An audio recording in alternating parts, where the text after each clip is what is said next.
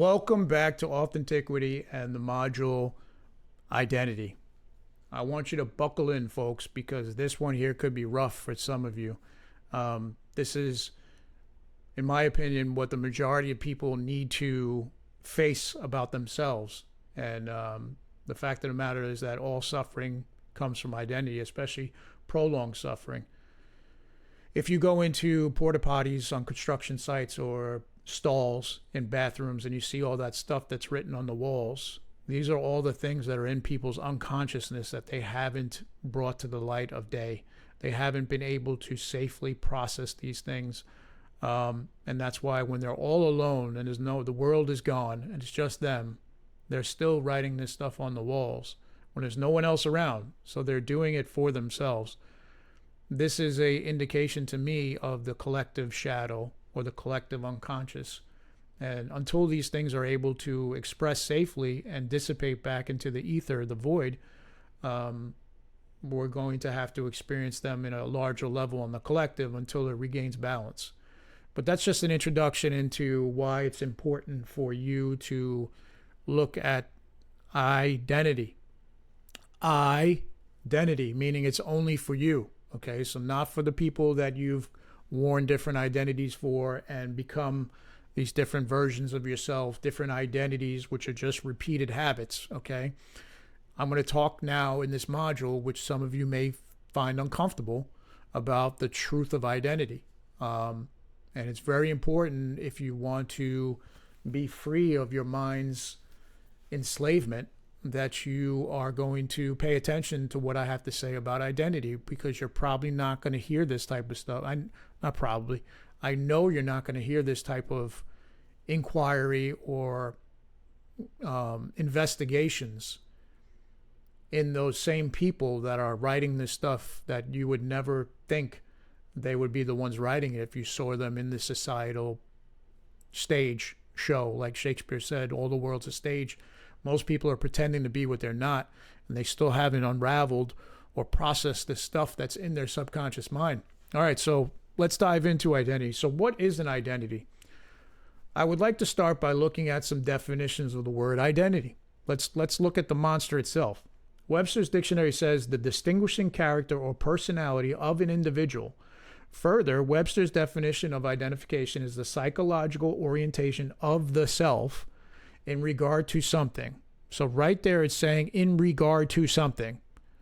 But if you are always with you could be with a partner for 30 years. If you lay your head down at night, no one else is there. Your kids, your boss, your husband cannot follow you. Wife cannot follow you into your psyche. You are always alone in your psyche. And this is why the majority of people are so distracted and don't look into things that have been commonly accepted that shouldn't be. So, in regard to something such as a person or a group, with a resulting feeling of close emotional association. There you go. Close emotional association. How many things have you had close emotional association that turned out to be untrue? I'll wait. I want you to think about that. Close emotional association. We've had close emotional association to things that were facts for us and then turned out to not be true. So that's not reliable. It goes on and says it's a largely, unconscious process whereby an individual models thoughts, feelings, and actions after those attributed to an object that has been incorporated as a mental image. It's just fancy talk for saying that they don't really know why a person adopts an identity to whatever particular identity they adopt to. So how do you interpret that? They're defining it because my eyes keyed in on some parts and we just discussed them. Excuse me. The fact that it's an emotional process and an unconscious one. The same one that people aren't talking or dealing with the politics or the sexual nature or the violence that has been displayed on the public stalls when no one else is around, because it's unconscious. It's in the unconscious. It needs to be brought to the conscious and dealt with. And one of the biggest things for us as human beings in the unconscious is, who am I? Why am I here? I go into detail in what I call the core abandonment in 8 levels of mind. But for now, let's just continue. Whereby an individual models thoughts, feelings, and actions. Cool. It is being said that identity is not for the individual, but in direct relation to a person, place, or thing. Well, that makes sense to me because a lot of people get their identity from their relationships, meaning family, domestic, work relationships. All these different relationships become a person's identity. But if you change those relationships, you no longer have that identity. This is what's called rock bottom or an identity crisis, which is part of my story. Not that it's important anymore, but at one point it was, to push me to the rebirth. They also mention the word character, and this is what I have found, which is what my mind invents and repeats patterns that interact with various environments and situations. So, all identities are actually based on repetition, the law. We can create new identities whenever we want, but the majority of these are created unconsciously. So, are we saying that identity is really nothing but a story that we make real with belief? Yeah, that's what we're saying. I am, because the moment without any mental story, in this moment without any mental story, remember, this moment is the only moment there is, and I'll say it in front of a firing squad. I don't know what's going to happen 2 seconds from now, 5 minutes from now. Only my imagination makes me believe that's true. Sure, I can dig into my mental highlight reel, but this is the conduit that's bringing that true in the moment. All right? So there is no past and there's no future. So if that's true, then you actually don't have an identity. Let's see that in instant replay. You don't have an identity. It takes a tremendous amount of effort to drag around an identity and make it so in the moment. And this is why most people must mind control and create mirrors around them that constantly mirror back to them their self-importance. This is what has been known as boundaries. On an innocent level, boundaries are okay as far as self-preservation. But when it comes to boundaries that directly stroke your ego and give you your sense of self, then Authentiquity's perspective is that's not necessary, and it's definitely not in alignment. So I've discovered the reason we believe in and created these identities in the first place was to escape this truth. Okay, the truth that in this moment we do not have an identity, and it takes a tremendous amount of effort to keep one real. As your voices in your head, the events in your life, the people around you are constantly showing you that it's not true. But if we escape this truth, we still will eventually have to come face to face with our true selves. We have been trained in society that we have to justify our existence moment to moment. Tell me if that's not true. By acquisition, by accomplishing, promotions, things of this nature.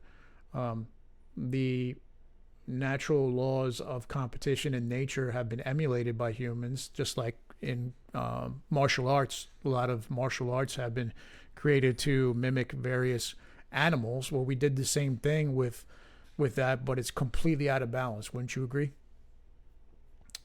So when we actually subtract ourselves back to pure existing, meaning the I, we experience this emptiness is not enough. It's a feeling like, he's just trying or she's trying to fill the void. Well, the void is the truth. The void, when we're existing as this moment itself, there's no substance, but there's no lack either. That's why in Zen it's important, not important, they use koans, and one of them is what in this moment is lacking. It's an infinite question, a run-on sentence, if you will. It just goes on for infinity.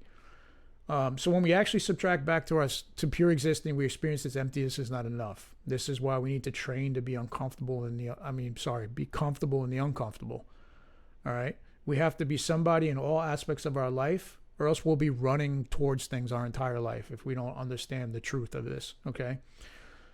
We have to be somebody in all aspects of our life, which is the main program of society, to be somebody. As the definition of identity states, associate ourselves by creating beliefs and emotions that define us. What happens if we let this game go? Because it ultimately is a game. We never actually become something. That's something we're going to discuss next. We had to justify our attendance in school by affirming our names, and then we taught to sit and listen until we're called upon. These behaviors take us out of the natural flow of our existence and create programs that make us believe that we're not okay unless identified. Let's see that in instant replay. These behaviors take us out of the flow of our existence natural unfolding, and create programs, mental, that make us believe we're not okay unless we're identified as something. Now, how often have you believed in identities that have changed over the years, let alone daily? So looking back at the definition of identity, which the missing link is a course that will do a deep dive and help you end the game of identity forever, if you're interested. So I was saying that we will see that identity is yeah. So it's just emotional association. What is an emotion really when it comes to who we say we are? The emotions that backed up our previous identities that we may no longer even identify with were true then, but are they true now?